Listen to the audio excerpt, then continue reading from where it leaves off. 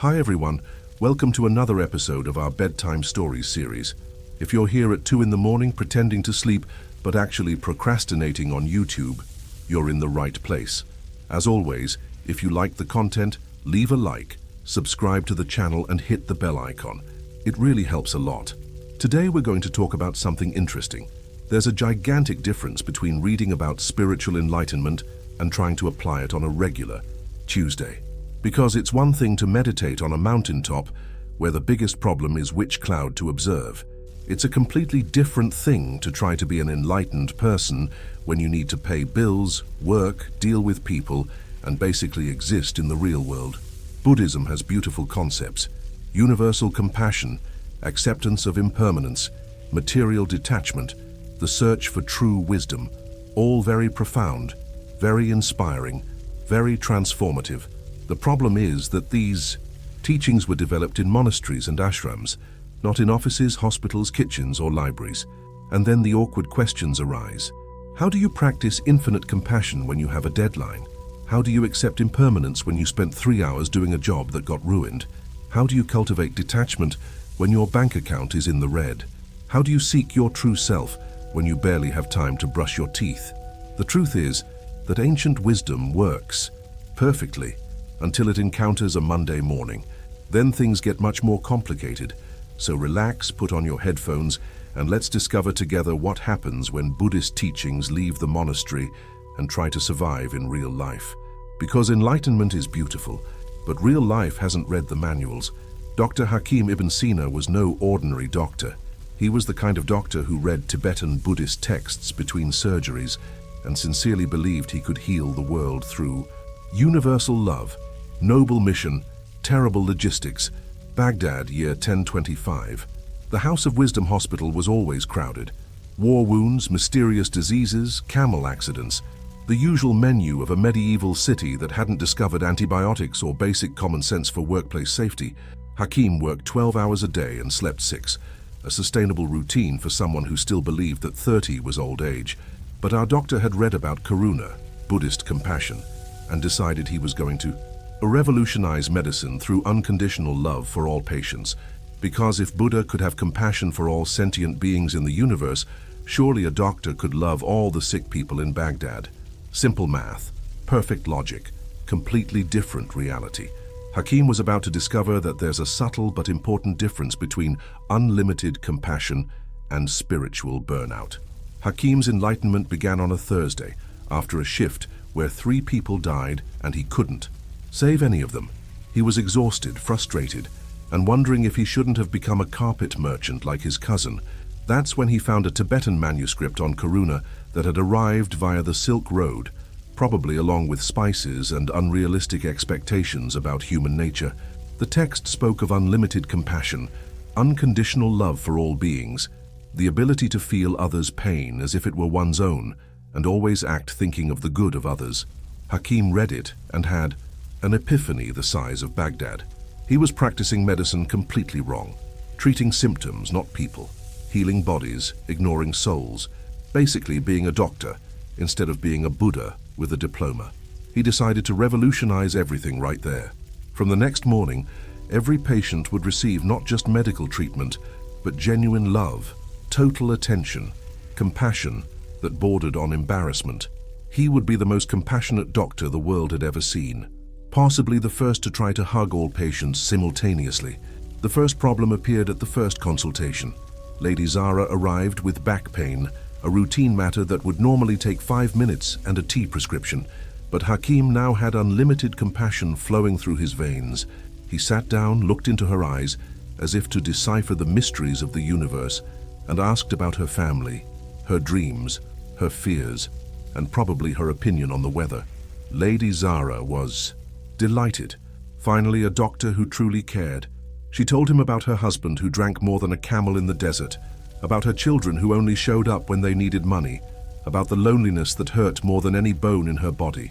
Hakim listened to everything with the patience of a saint, offered advice, promised to personally follow up on the case. An hour later, she left spiritually healed and ready to recommend the miraculous doctor to half the neighborhood. Excellent. Compassion worked like magic. Hakim felt like he had discovered the cure for all humanity's ills, until he turned and saw the line that had formed outside. 40 people waiting in the sun, as if he were giving away bread and miracles for free. The math started to get interesting. If each patient needed an hour of unconditional love, and he had 10 useful hours a day, he could attend to exactly 10 people. Small detail, 50 arrived per day. The other 40 left without treatment, which seemed to slightly contradict the concept of universal compassion. Hakim tried to speed up the process while maintaining emotional quality. 15 minutes of concentrated compassion per person. Still insufficient. The line grew like a plant after rain. People fainted waiting in the heat. Others gave up and sought less enlightened but faster doctors. Some literally died in line, which was definitely not in the Universal Love Manual. The second day was like the first, only worse. Hakim arrived at 6 in the morning and found 50 people camped at the door. News of the compassionate doctor had spread faster than gossip in a market. Everyone wanted to be treated with unconditional love. Because who doesn't, right? He tried to apply collective compassion. He gathered everyone and explained how each person was special and loved by the cosmos. Result: general revolt. People wanted individual attention. Generic love didn't cure specific pain. Each had a unique story, a particular suffering, a desperate need to be personally heard by someone who truly cared. Hakim started skipping meals to attend to more people. Then he started skipping breaks. Then he started working until the roosters crowed again. Unlimited compassion was demanding extremely limited resources. His own body, his own sanity, his own time, which apparently wasn't infinite as he had imagined. On the third day, he realized he was genuinely irritated with the patients. What kind of Buddhist compassion was this? Buddha never got stressed with anyone, but Buddha also never had to explain to 60 people why he would need 3 lifetimes to give everyone adequate attention. The problem wasn't just quantity, it was quality too. Each person brought not only body aches, but emotional traumas, family problems, deep existential crises. Hakim discovered that being truly compassionate meant absorbing an industrial amount of human suffering per day. And unlike Buddha, he didn't come with an instruction manual for processing so much pain from others. At the end of the first week, he was exhausted, behind schedule, and dreaming about patients' problems. He woke up thinking about the lonely widow, the bankrupt merchant, the soldier who couldn't forget the war. Unlimited compassion, apparently, didn't come with an off switch or a survival manual. That's when he began to suspect that perhaps he had interpreted the concept slightly incorrectly. The second week of universal compassion began with Hakim discovering he had become a local celebrity. Not the good kind, the kind that makes you consider changing professions, or at least cities.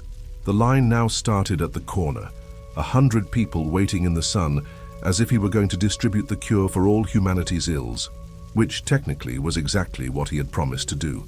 A small detail he hadn't thought through before starting. The problem was logistical. 100 people, 10 hours of work, 60 minutes per hour. The math didn't add up even with good intentions. Even giving 3 minutes of pure compassion to each, there were still 20 people left unattended. And 3 minutes of universal love is basically the time for an awkward hug and half a question about family. Hakim tried to optimize the process. He created an emotional triage system. Simple cases received 5 minutes of express compassion. Complex cases got 15 minutes of concentrated love. Spiritual emergencies were entitled to half an hour of total attention. It seemed efficient on paper. Many things seem efficient on paper.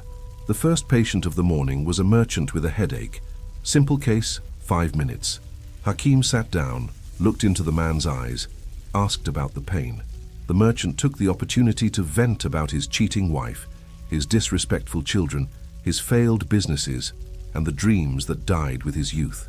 20 minutes later, Hakim was still listening about how life had become a succession of disappointments, punctuated by brief moments of illusory hope. 5 minutes of express compassion turned into half an hour of free therapy. The merchant left relieved, spiritually healed. The other 99 continued to bake in the sun, some literally fainting from heat and anticipation. The second patient was a widow with arthritis. Medium case, 15 minutes scheduled. She started talking about her aching joints and ended up telling about 40 years of marriage, grandchildren who never visited, the loneliness that was worse than any physical pain. Hakim listened to everything with genuine attention, offered words of comfort, promised to pray for her. An hour later, the widow left blessing Baghdad's most compassionate doctor. 98 people still waiting. The sun was already in the middle of the sky and seemed personally offended by the situation. That's when Hakim realized the big problem. With unlimited compassion, it doesn't recognize time limits. Each person who sat in front of him brought not only physical symptoms, but decades of accumulated pain, stored frustrations, shattered dreams. And when someone finally finds a person willing to truly listen, they don't stop at the scheduled 15 minutes. He tried to speed up consultations while maintaining emotional quality. Result, people realized he was in a hurry and felt even less loved. Some started crying, others were offended. An elderly lady said he had lost his magic. Apparently, timed compassion is not true compassion. In the middle of the afternoon, Hakim was exhausted, not physically, emotionally. He had absorbed so much pain from others that he was starting to feel like a human sponge soaked in suffering. Every sad story stuck in his mind, every tear shed in front of him mixed with his own. Buddha, he thought, never had to deal with a medieval public health service line. The worst part was that he couldn't stop. People had come from afar specifically to find the doctor who truly cared. Some had walked for hours under the sun. Others had sold things to pay for the consultation. How to explain that infinite compassion had turned out to be a more complicated concept in practice than in theory? At the end of the day, he had attended to 20 people. 80 remained in line, now organized by order of arrival and level of despair. Some had set up makeshift camps. Others sent messages home saying they would return when they could be seen. An entire family had temporarily moved near the hospital. Hakim looked out the window and saw that crowd of people waiting for personalized medical love. That's when he understood that he had created a bigger problem than any disease he had ever treated. He was no longer a doctor practicing Buddhist compassion. He was a human bottleneck in Baghdad's healthcare system. And the line kept growing, because news of a doctor who truly cares spreads faster than an epidemic, but it's harder to control. In the third week, Hakim woke up and found people camped at the hospital door. Not metaphorically, literally camped, with tents, bonfires, and a social organization that included shifts to hold places in line and a system of exchanging favors based on waiting position. The situation had completely spiraled out of control. What started as a spiritual experiment had turned into a medieval version of Black Friday, only instead of discounted products, people were vying for moments of genuine medical attention. Hakim tried to talk to the group. He explained that he was just a doctor, not a guru, that he had normal human limitations, that compassion didn't mean 24/7 service. People listened politely and replied that they understood perfectly. Then they asked when he was going to start seeing patients and if they could bring sick relatives who lived in other cities. The hospital where he worked started receiving complaints. Other doctors couldn't even get to work because of the crowd blocking the streets. Patients with real emergencies had to mix with people seeking spiritual therapy. The director called Hakim for a conversation that was technically polite, but full of veiled threats about employment and professional reputation. That's when Hakim tried to implement the numbered ticket system. Each person received a number and would be seen in order of arrival. 60 tickets per day distributed at 6 in the morning. Problem solved, he thought. He completely underestimated human creativity when it comes to cutting in line. People started arriving at 2 in the morning to secure a ticket.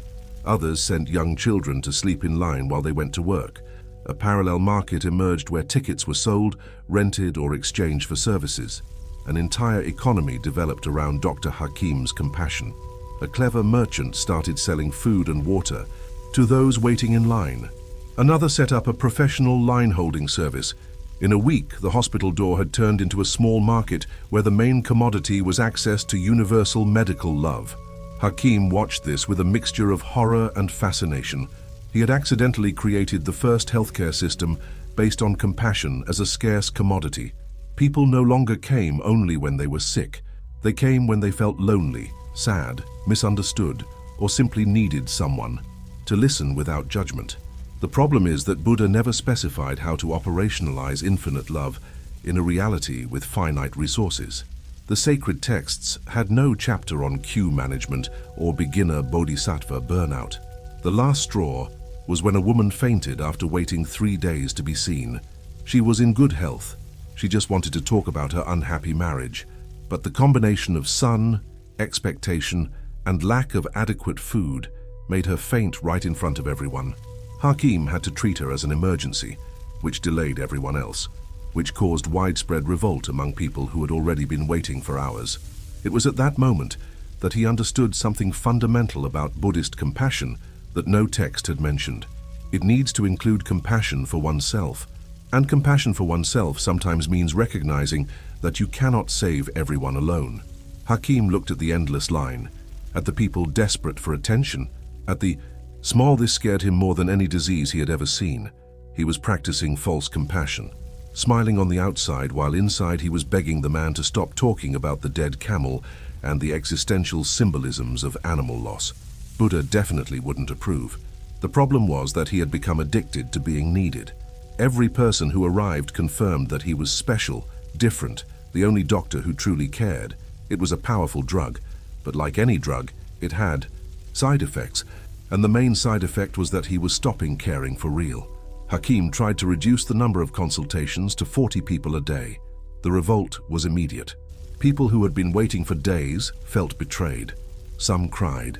Others gave speeches about broken promises and doctors who abandoned the needy. An elderly lady said he had lost his soul and become like the other doctors who only think about money. That hurt more than it should have, because deep down, he knew. She was right, not about the money, but about having lost something essential in the process. Genuine compassion had turned into performance. Universal love had become a stressful job with unpaid overtime. That's when the incident that changed everything happened. A child arrived with a high fever, clearly needing urgent medical treatment. But Hakim was so focused on giving emotional attention to the 40 in line that he only saw the child at the end of the day. When he finally examined the boy, the fever had worsened. It wasn't serious, but it could have been, and it would have been the fault of unlimited compassion. Hakim realized he was practicing worse medicine by trying to be too compassionate. He was neglecting real medical cases to offer emotional therapy to people who just needed someone to talk to. He had become a full-time therapist and a doctor in his spare time. That night, he did something he hadn't done in weeks. He sat alone and thought in silence. No one to listen, no one else's pain to absorb, no expectations to fulfill. Just him and his own thoughts, which were curiously confused and exhausted. That's when he understood the fundamental error. He had confused compassion with self-sacrifice. He thought that loving everyone meant destroying himself for the sake of others, that true karuna required giving up any personal limits. But a destroyed doctor helps no one. An exhausted therapist doesn't offer quality therapy. A man who cannot take care of himself has no emotional resources to take care of others. Buddha, he thought, probably didn't see 100 people a day. He probably had moments of silence, reflection, self-care. He probably knew that sustainable compassion requires wisdom about limits. And wisdom about limits is not selfishness. It's basic emotional intelligence. Hakim decided to try a different approach. Instead of seeing everyone who showed up, he would select 20 cases a day. Half would be real medical problems. Half would be people who needed conversation and emotional support. He would give quality attention to those he could attend to, instead of superficial attention to everyone. The decision was harder than any surgery he had ever performed. It meant saying no to people who came seeking help. It meant disappointing people who trusted him.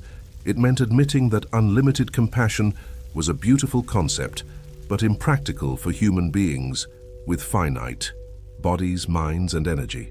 The next day, when he announced the new system, the reaction was mixed. Some people understood. Others were angry. One woman said he had sold out to the traditional medical system. A man accused him of having lost his Buddhist faith. But Hakim noticed something interesting. The 20 people he managed to see received much better care. He was truly present, truly listening, truly caring. Quality over quantity, genuine compassion instead of emotional performance. Perhaps he thought true karuna included wisdom about sustainability. Perhaps loving everyone began with loving some well. Perhaps infinite compassion was an ideal to inspire, not an operational goal to implement. It was a humbling and liberating discovery at the same time. 6 months after the start of the Universal Compassion experiment, Hakim looked out the hospital window and saw a normal line. 20 people waiting, organized, no camping, no parallel ticket market, no collective existential drama. It seemed almost boring after so much emotional intensity. He had learned some things that no Buddhist text mentioned. First, unlimited compassion practiced by a person with limitations generates suffering for everyone. Second, helping a few people well is more useful than helping many people poorly. Third, Buddha probably had bad days and didn't tell anyone.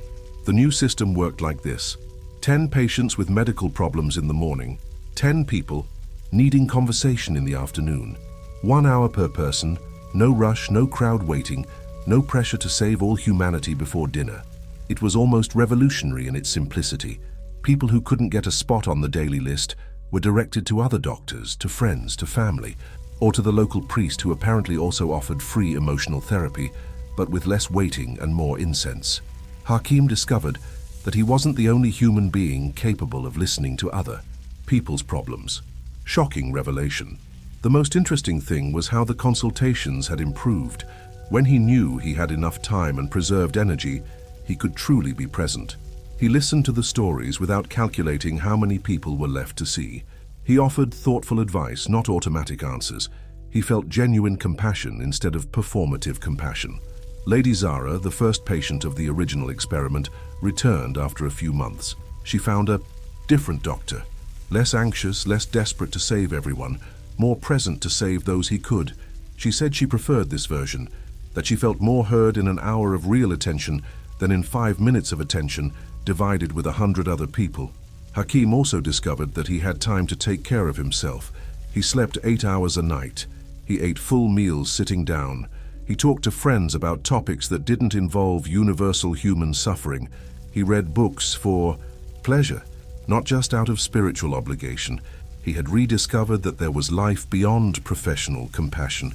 The most surprising discovery was that he had become a better doctor, not by being more compassionate, but by being compassionate in a sustainable way. He no longer confused kindness with self-destruction. He no longer thought that loving others required hating himself. He had found the balance between being useful and being human. The Buddhist texts he reread with the new experience made much more sense.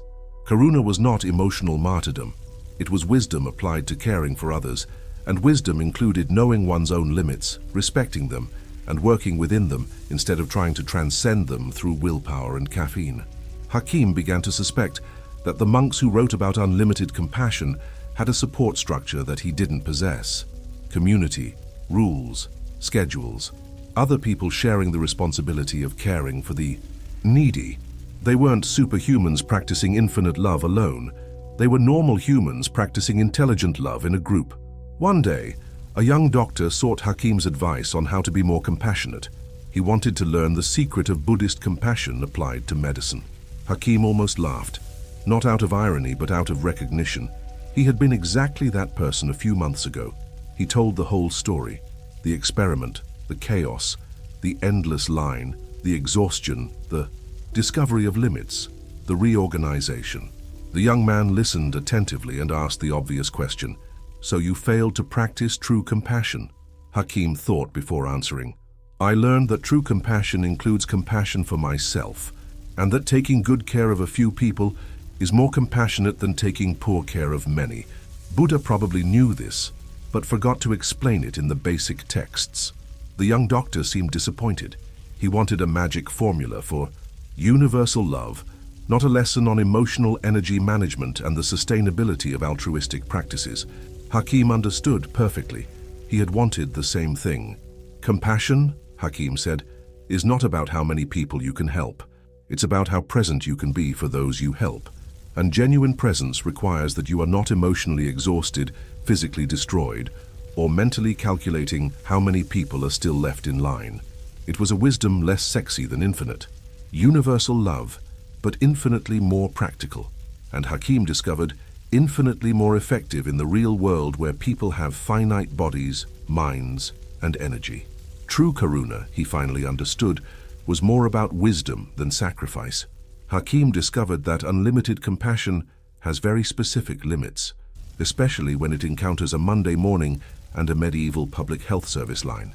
6 months later, he had found the balance between being useful and being human. A revolutionary discovery. On the other side of Europe, a French chef was about to discover that Buddhist impermanence hadn't read traditional culinary recipes. Marie Changement had worked in the palace kitchen for 15 years, creating dishes that lasted exactly as long as they needed to be eaten and forgotten, a perfectly normal routine for any cook, until the day she read a text about Anika, universal impermanence, and decided she was going to win that battle. She would no longer accept that her culinary creations were victims of time. She was going to create eternal food, dishes that defied the transient nature of existence. Buddha probably never had to explain to a hollandaise sauce that everything in life is impermanent. Marie Changement was no ordinary chef. She was the kind of cook who could transform a tough piece of meat into something French nobles called a transcendental experience. Genuine talent, dangerous ambition. Versailles Palace, year 1672. The royal kitchen simmered 20 hours a day preparing banquets for a court that had turned eating into a competitive sport. Marie commanded a brigade of 15 cooks who respected her as much as they feared her culinary perfectionism attacks. She had a philosophical problem with the temporary nature of food. She spent weeks creating elaborate dishes that were devoured in minutes and forgotten before dessert. It was like building sandcastles, knowing the tide was coming in. Frustrating for someone who took culinary art seriously. When Marie found a Buddhist text about Anika, the impermanence of all things, she had a reaction completely opposite to what Buddha had predicted. Instead of accepting the transience of existence, she decided she was going to defeat it with French technique and unbreakable determination. She was going to create the first truly eternal food in history, because apparently spiritual enlightenment includes defying the fundamental laws of physics through hollandaise sauce. Marie's existential crisis began on a Tuesday when she served her famous confit duck with orange sauce to the Sun King. It took her 3 days to prepare that masterpiece. She personally selected the duck, seasoned it for 24 hours, cooked it slowly for another 12. The sauce was a symphony of flavors that required perfect synchronization between 6 different ingredients. The king ate it all in 15 minutes. He praised it, politely, asked for wine, completely forgot about the dish before dessert arrived at the table. Marie observed from the kitchen and felt an existential revolt that went far beyond wounded ego. It wasn't about recognition. It was about the cosmic futility of creating beauty, destined for immediate disappearance. 3 days of artistic work destroyed faster than a house of cards in a storm.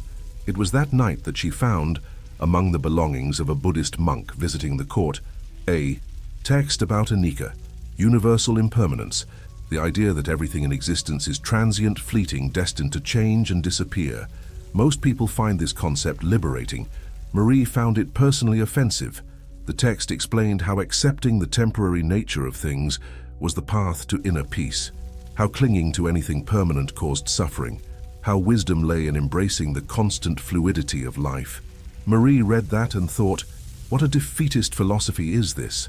If everything was impermanent, then she was going to be the first person in history to create something that wasn't.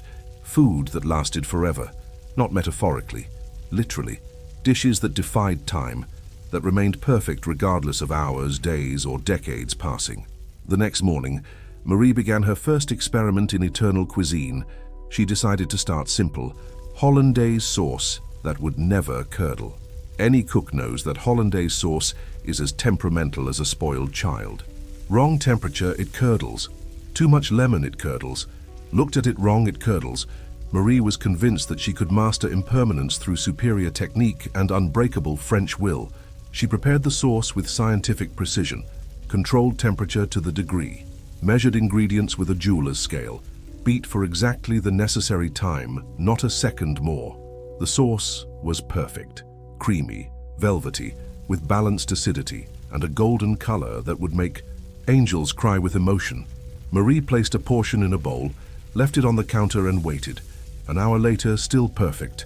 2 hours, impeccable. 6 hours, starting to separate slightly but still presentable. The next day, it had turned into a yellowish mixture that resembled something unpleasant to look at. Marie didn't give up. Clearly, she needed to adjust the technique. She spent the next week varying proportions, temperatures, preparation methods. She tried adding natural stabilizers, experimented with different types of butter. She even got to the point of talking to the source during preparation, as if personal encouragement could convince the molecules to behave. All experiments ended the same way. Perfect sauce for a few hours, followed by inevitable deterioration. Impermanence always won. It was like fighting gravity using only willpower and stubbornness. Marie began to obsess. She worked late testing eternal recipes. She neglected regular banquets to focus on experiments. Her assistants whispered that she was losing her mind. One of them commented that perhaps accepting that food spoils was part of being a chef.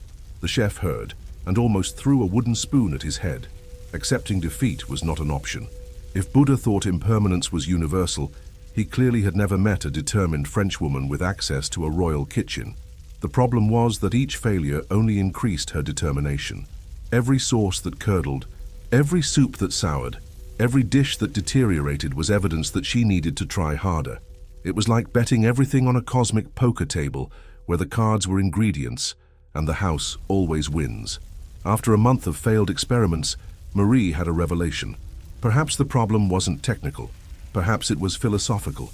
If impermanence was a universal law, then she needed to understand why before she could defeat it.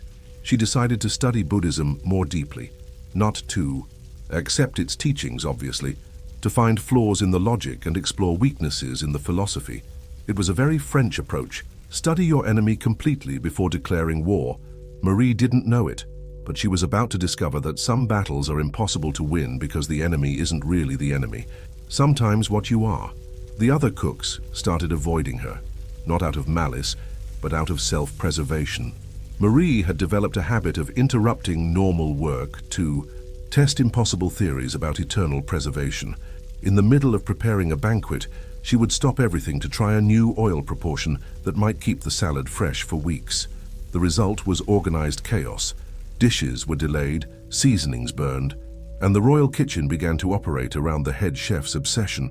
It was like trying to conduct an orchestra, while the conductor insists on testing instruments that don't exist. Marie didn't realize the problem. She was convinced that each failed experiment brought her closer to the final solution. Every sauce that soured was a valuable lesson. Every dish that spoiled revealed a new aspect of the temporary nature of matter. It was science applied to cooking, even if the science was based on French stubbornness and denial of physical reality. She began to meticulously document everything. Notebooks full of modified pages and pages of notes that looked like the diary of someone trying to decipher the secrets of the universe through kitchen ingredients. The fundamental problem remained unchanged. Everything she created had an expiration date. No matter how creative the approach, how precise the technique, or how determined the will, impermanence always won, with the irritating punctuality of a clock that never runs late. Marie tried increasingly elaborate approaches, cooking at impossible temperatures, combinations of ingredients that defied culinary common sense, preservation methods that involved burying pots in the palace garden for weeks. The gardeners were confused to find mysterious containers planted among the rose bushes. Each failure made her more determined. It was as if reality was personally testing her dedication. Every sauce that separated, every dish that soured, every experiment that failed was a direct affront to her professional competence and national determination. The court nobles began to complain. Not openly, of course. One never directly criticizes the head chef, but whispers appeared about dishes arriving late, strange flavors, experimental textures that no one had requested. Marie was sacrificing present quality for an impossible eternity. She also began to read more Buddhist texts, but with the attitude of a general studying enemy tactics. She wanted to better understand this philosophy of impermanence, to be able to defeat it more efficiently. It was a curiously French approach. Know your adversary to defeat them. The text spoke of accepting the transient nature of things as a path to peace. Marie read that and thought, what a lack of spiritual ambition is this? If everything was temporary, then someone simply hadn't tried hard enough to make something permanent. It was a matter of technique, not philosophy. The turning point came when she tried to create what she called the eternal sauce, a combination of 17 different ingredients that theoretically should remain stable indefinitely. She spent 3 weeks developing the recipe, tested microscopic proportions, adjusted acidity with chemical precision. The initial result was promising. The sauce remained perfect for 2 full days. Marie was euphoric. She had finally broken the barrier of impermanence. She had defeated Buddha through French culinary determination. On the 3rd day, the sauce began to separate. On the 4th, it developed a worrying greenish color.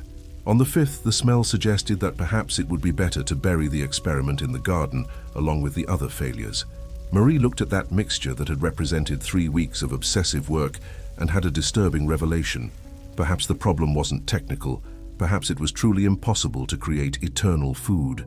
Perhaps Buddha was right about something, even if he was clearly someone who had never worked in a professional kitchen. But accepting defeat was not an option, especially not for a French woman who had staked her professional reputation on a war against the fundamental laws of physics through hollandaise sauce.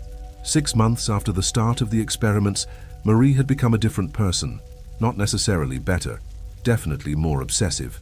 The chef who once created dishes to impress the nobility now spent entire days trying to make a boiled egg that would never spoil.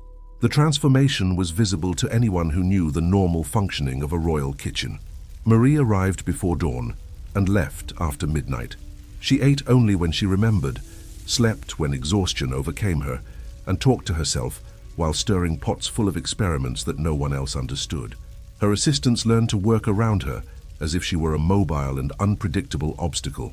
When Marie was testing a new theory about meat preservation, they prepared the regular dishes in silence.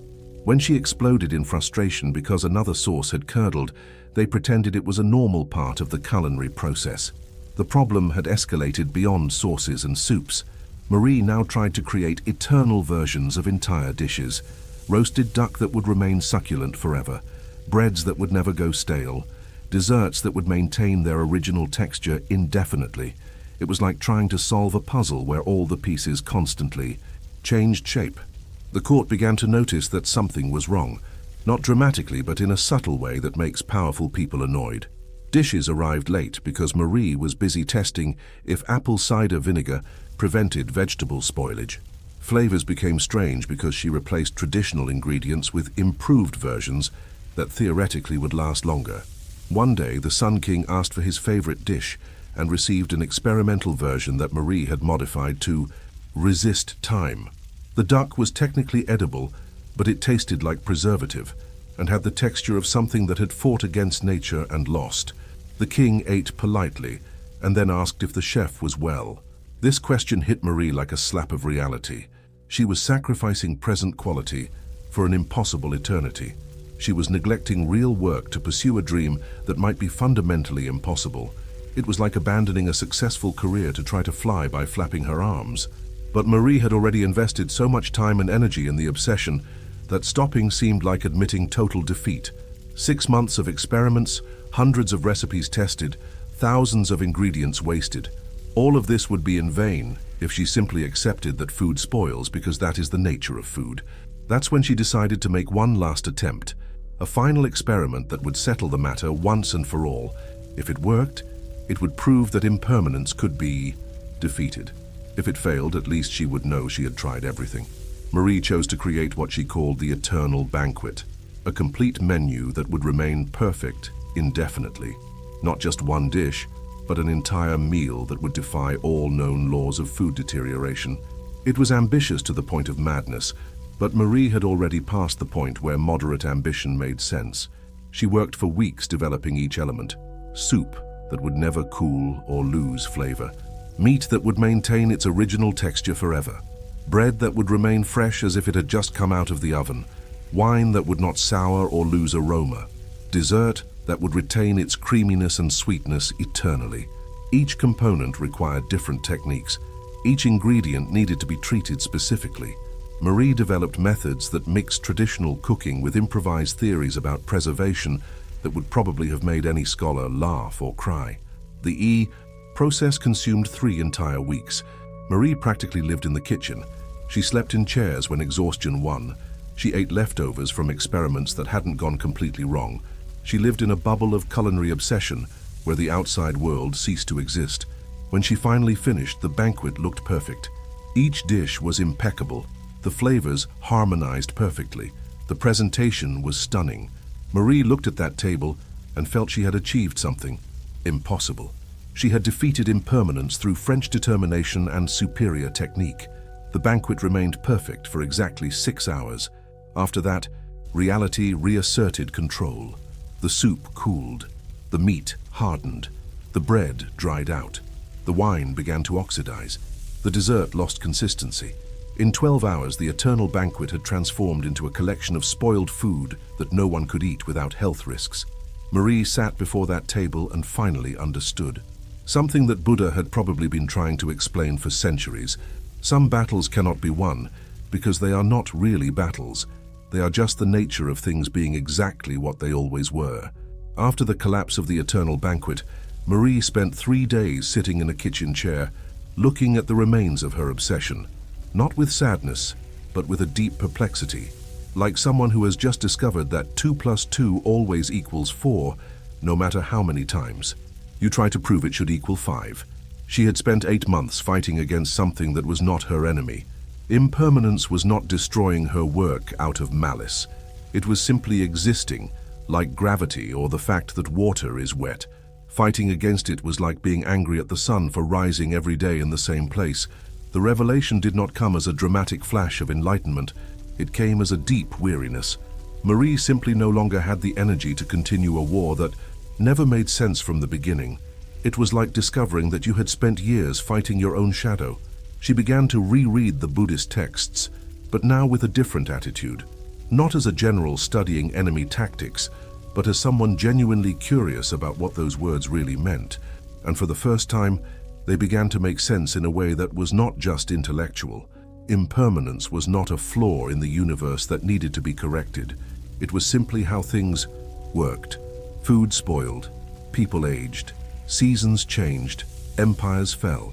Not because something was wrong with the world, but because constant change was exactly what allowed life to exist. Marie realized that she had been creating problems where none existed. Her dishes had always been temporary, and that had never been a problem before. People ate, appreciated, and kept memories. The impermanence of food was what made each meal special. If it lasted forever, it would completely lose its meaning.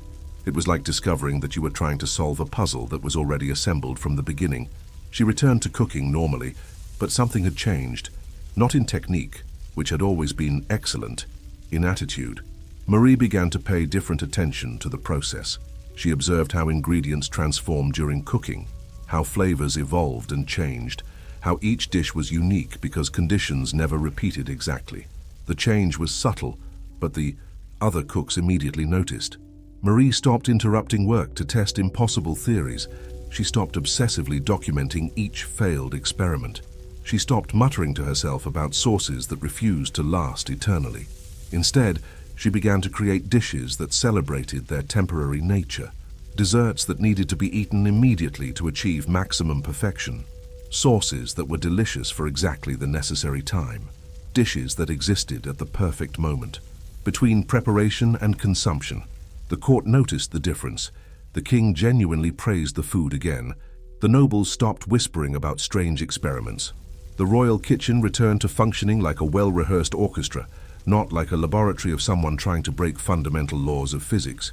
Marie discovered that accepting impermanence did not mean giving up excellence. It meant focusing excellence at the right moment, at the appropriate time. It was like learning to dance with the music instead of fighting the rhythm. She also began to apply this understanding beyond the kitchen. She stopped getting annoyed when assistants made mistakes. Mistakes were part of the learning process, and learning was a process that never ended. She stopped getting frustrated when dishes didn't turn out exactly as planned. Variation was a natural part of working with living ingredients. The most interesting thing was how this acceptance did not make Marie less ambitious or less dedicated. It made her more efficient. Without wasting energy fighting inevitable realities, she had more time and energy to focus on what really mattered: creating memorable culinary experiences at the appropriate time. The other cooks began to ask what had changed. Marie tried to explain about impermanence and acceptance, but the words always sounded too philosophical for an environment where people were concerned with seasoning meats and cooking vegetables. So, she began to teach by example. She showed how to work with the naturalness of ingredients instead of against it, how to take advantage of the natural timing of each dish, how to create beauty that lasted exactly as long as it needed to be appreciated and remembered. It was a practical lesson in Buddhism applied to cooking, even if she never used those words, because the truth about impermanence didn't need theoretical explanation. It just needed practical acceptance. Marie had started by trying to defeat Buddha through hollandaise sauce. She ended up discovering that Buddha probably would have been an excellent chef if he had chosen to cook instead of meditate. Both understood that resisting the nature of things was a guaranteed recipe for unnecessary frustration. 2 years after the failed war against impermanence, Marie had become a different chef. Not technically better, because her technique had always been impeccable, but definitely wiser. It was the kind of wisdom that only comes after spending months trying to do something impossible and finally accepting that it was impossible for good reasons. The royal kitchen worked better than ever. Dishes came out on time, with balanced flavors, impeccable presentation. Marie had stopped trying to improve nature and started working with it. It was like the difference between rowing against the current and learning to navigate using the force of the water. She also discovered that accepting impermanence did not mean giving up on preserving things. It meant preserving them the right way, at the right time for the right amount of time. Marie developed preservation techniques that worked within natural limits. She didn't try to create eternal food, but food that lasted exactly as long as it needed to. Her jellies lasted for months because she worked with the natural acidity of fruits. Her cheeses aged perfectly because she respected the fermentation process. Her cured meats became flavorful because she understood how salt and thyme worked together. It was preservation through cooperation with nature, not war against it. The most interesting thing was how other cooks began to seek Marie's advice. Not about specific recipes, but about attitude. How to deal with dishes that didn't turn out as expected. How to accept that ingredients sometimes failed. How to work with reality instead of fighting it. Marie became a kind of accidental culinary therapist. People came to cry about sauces that curdled, breads that didn't rise, meats that became tough. She listened. The king noticed the change and promoted Marie to general supervisor of all palace kitchens, not just because she cooked well, but because she kept other people cooking well too. She had become a leader through practical wisdom, not just technical competence. Marie accepted the promotion with the same attitude she applied to the kitchen. She would do the best possible job within the existing circumstances. She wouldn't try to control everything, but she would influence what could be influenced. She would work with people and situations as they existed, not as she would like them to exist. Her notebooks of failed experiments became study material for other cooks, not as examples of failure, but as honest documentation of how learning really worked. Every recipe that didn't work contained valuable lessons about ingredients, techniques, and especially about accepting that not everything works on the first try. Years later, when young cooks asked about the period when she tried to create eternal food, Marie smiled and said it had been a valuable education, not about cooking, but about reality. Sometimes you need to try something impossible to understand why it's impossible, and understanding why it's impossible is sometimes more valuable than being able to do the possible. Buddha, she thought, would probably have approved of this conclusion. Wisdom. Through direct experience, even when direct experience teaches you that you were completely wrong from the beginning, Marie discovered that impermanence was not an enemy to be defeated, but a reality to be accepted.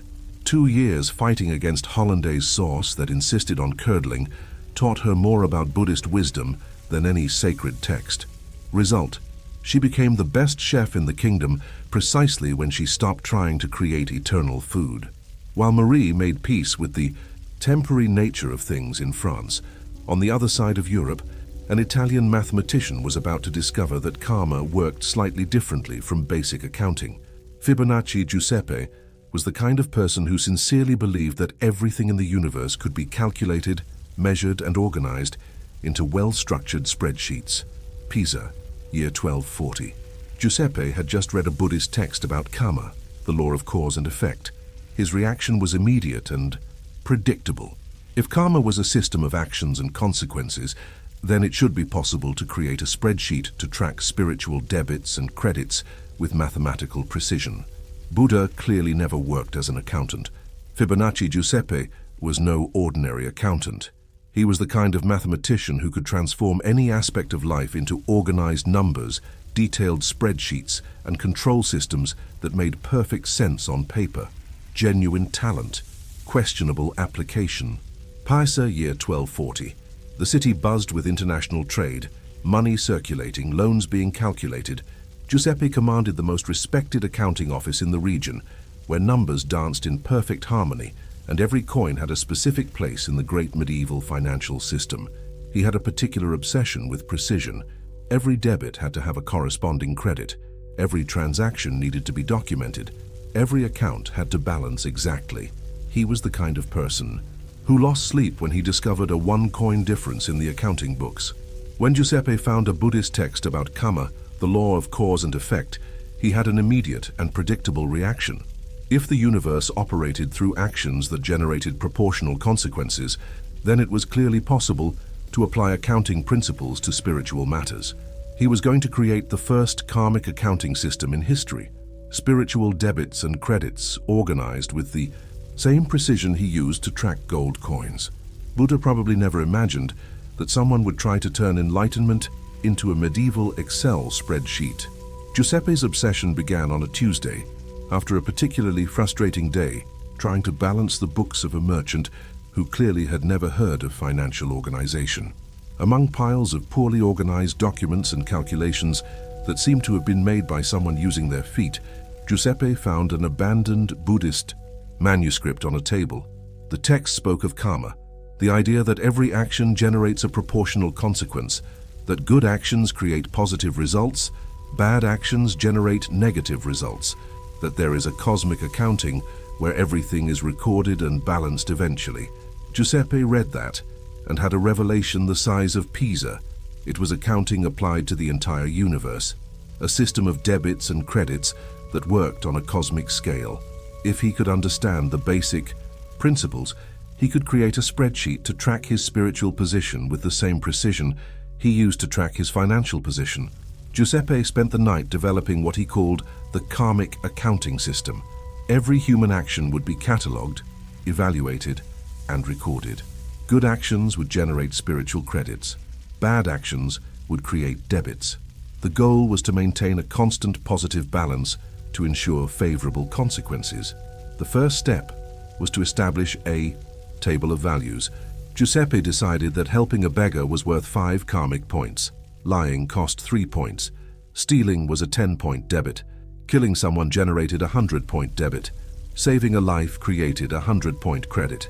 It was mathematics applied to morality, with accounting precision. The system seemed to work perfectly on paper. Giuseppe created categories for different types of actions, subdivisions to consider intention and context, multipliers for actions that affected multiple people. It was complex, detailed, and organizationally perfect. It was also completely based on the idea that the universe functioned like a cosmic bank. Giuseppe began to test the system in his own life. He woke up each morning, reviewed the previous day's actions, calculated karmic gains and losses, planned activities to improve his spiritual balance. It was like keeping 2 accounting books, one for money, another for the soul. The initial results were encouraging. Giuseppe became more attentive to other people, more honest in business, more generous with alms. His karmic balance was consistently positive. According to his calculations, he was accumulating enough spiritual capital to guarantee several future lives of prosperity. The problem appeared when Giuseppe tried to verify if the system worked in practice. After a month of maintaining a positive karmic balance of over 500 points, he expected to see obvious improvements in his own life. More clients, better health, problems solved automatically. After all, he had enough karmic credit to buy some positive consequences. Nothing happened. His life remained exactly the same. Same problems, same worries, same routine. It was like depositing money in a bank and discovering that the account didn't exist. Giuseppe reviewed the calculations. Perhaps he had underestimated the value of certain negative actions or overestimated the value of positive ones. He spent weeks adjusting the point table, recalculating old transactions, refining the system for greater mathematical precision. Still, nothing changed. Giuseppe had a theoretically excellent karmic balance, but zero evidence that it meant anything practical. It was like having a fortune in currency that no one else recognized as valid. He tried more sophisticated approaches. Perhaps karma worked with compound interest. Or perhaps there were transaction fees he hadn't considered. Or perhaps some actions had variable karmic value depending on external factors he hadn't yet identified. Giuseppe created increasingly complex spreadsheets, graphs showing karmic trends over time, projections of future balance based on current behavior, comparative analyses between different point accumulation strategies. It was like managing a portfolio of spiritual investments. The work was consuming more time than his real accounting. Giuseppe spent hours a day updating karmic records, calculating new strategies to maximize positive points, analyzing why the results weren't appearing. It was like being addicted to a game where no one had truly explained the rules. The turning point came when Giuseppe realized he was treating kindness as a financial investment. He helped people by calculating karmic returns. He avoided negative actions for fear of spiritual debits. He had transformed morality into a point optimization strategy. It was like discovering he was being kind for completely wrong reasons. Giuseppe began to suspect that perhaps he had fundamentally misunderstood how karma worked. Or perhaps karma didn't work like a cosmic banking system, regardless of what Buddhist texts seemed to suggest. 3 months after the start of the karmic experiment, Giuseppe had become a strange person to be around, not malicious, but calculating in a way that made people feel like items on a spreadsheet. He analyzed every social interaction through the lens of spiritual debit and credit. When someone asked for a favor, Giuseppe mentally calculated how many karmic points he would gain by helping. When someone irritated him, he weighed whether expressing irritation would cost more points than swallowing the feeling.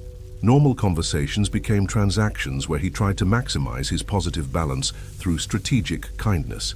His assistants in the office noticed the change.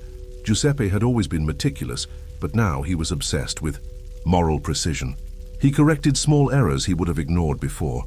He returned extra change that merchants mistakenly gave. He offered help to anyone who seemed to need it, even when he was busy. In theory, it was exemplary behavior. In practice, it seemed forced and artificial. Giuseppe was being kind in the same way he did accounting, with obsessive attention to detail and total focus on the final result. It was like watching someone try to be spontaneous by following an instruction manual. The scoring system was also creating bizarre ethical dilemmas. Giuseppe discovered that some morally ambiguous actions were difficult to classify. If he lied to protect someone's feelings, was it a debit for lying or a credit for kindness? If he refused to give alms to someone who was clearly going to spend it on drink, was it wisdom or selfishness?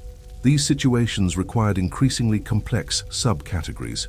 Giuseppe created separate scoring systems for intention versus result, tables for actions that generated mixed consequences, multipliers for situations where context altered the moral value of the action. It was like trying to create a mathematical formula for all the possible nuances of human behavior. The more detailed the system became, the less useful it became. Giuseppe spent more time calculating the karmic value of actions than performing the actions. It was like spending so much time studying a map that he forgot to travel. The situation worsened when Giuseppe tried to apply karmic accounting to others. He began to observe people's behavior, mentally calculating their spiritual balances. He made estimates about clients' karmic positions based on how they treated assistants. He created spiritual profiles of acquaintances based on their history of observed actions. It was like being an unofficial cosmic auditor for everyone around him.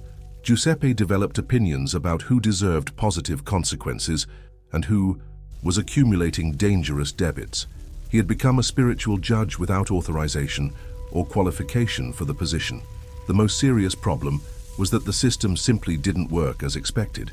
Giuseppe had maintained a consistently positive karmic balance for months, But his life hadn't visibly improved. He still faced the same basic problems. Difficult clients, bills to pay, worries about the future. It was like discovering he was depositing money into a bank account that didn't exist.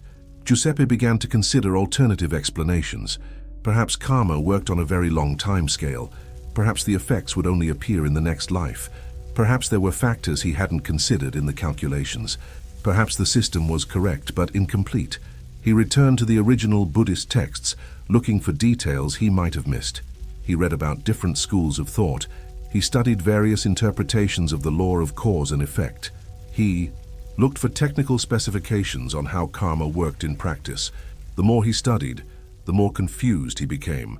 The text spoke of karma in a way that sounded more like a natural flow of consequences than a specific scoring system. They mentioned intention as a more important factor than specific action. They suggested that understanding karma completely was impossible for a normal human mind. Giuseppe began to suspect that perhaps he had interpreted karma fundamentally incorrectly. Perhaps it wasn't a cosmic banking system where you deposited good actions and withdrew positive consequences. Perhaps it was something more subtle, more complex, less mechanical than traditional accounting. This possibility was disturbing because it meant that months of meticulous work could be based on a completely wrong premise. It was like discovering he had spent a whole year building a house on a non-existent foundation. Giuseppe looked at his elaborate karmic spreadsheets, his graphs of spiritual trends, his precise calculations of moral debits and credits, all very organized, mathematically elegant, logically consistent, also possibly useless for understanding how the universe really worked. It was a humbling moment for someone who prided himself on mathematical precision. Giuseppe was discovering that some things perhaps could not be quantified, systematized, or controlled through well-organized spreadsheets. A disturbing revelation for a person who lived by organizing everything through numbers. 6 months after the start of the karmic project, Giuseppe had a crisis that began with something seemingly simple: a child begging on the street. A routine situation that should generate an automatic response according to his point system. Giving a coin was equivalent to 5 karmic credits, basic math. But when Giuseppe looked at the child, he realized he was calculating the return on spiritual investment. Instead of simply helping someone in need, he had transformed compassion into a financial strategy applied to the cosmos. It was like discovering he was being kind for completely wrong reasons. This revelation left him standing in the street for several minutes, holding the coin and trying to understand when exactly kindness had become a commercial transaction. The child looked at him confused, probably wondering why the man was making a face like he had just discovered that 2 plus 2 didn't necessarily equal 4. Giuseppe gave the coin, but for the first time in months he didn't record the action on the karmic spreadsheet. Instead, he went home and looked at months of meticulous work, pages and pages of precise calculations about actions and consequences, graphs showing trends in moral behavior, projections of future spiritual balance, all very organized, mathematically elegant, and possibly based on a completely wrong understanding of how karma worked. Giuseppe began to question the basic premises of the system. Perhaps karma wasn't a scoring system where you accumulated credits to exchange for positive consequences. Perhaps it was something more subtle, more complex, less like traditional accounting. He returned to the Buddhist texts, but now reading with a different attitude, not looking for technical specifications to improve the point system, but trying to understand what karma really meant. And he discovered that he had interpreted everything. Superficially and mechanically, karma was not a cosmic bank where you deposited